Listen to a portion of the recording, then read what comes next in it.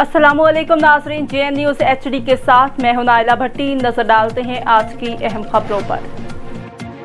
खबर शामिल करते भावलपुर से अरसलान सदीकी की रिपोर्ट के मुताबिक DPO सैयद मोहम्मद अब्बास के अहकामात थाना कैंट और थाना सिविल लाइंस पुलिस की कामयाब कार्रवाई।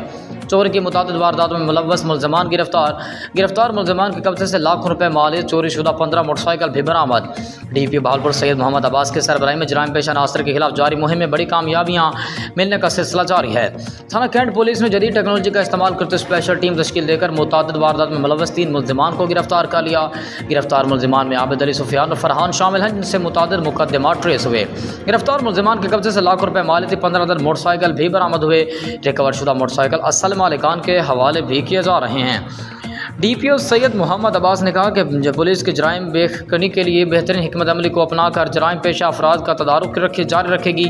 DPO सैयद मोहम्मद अब्बास ने मज़ीद ये भी कहा कि बेहतरीन कारकर्दगी पर थाना कैंट पुलिस को शाबाश भी दी।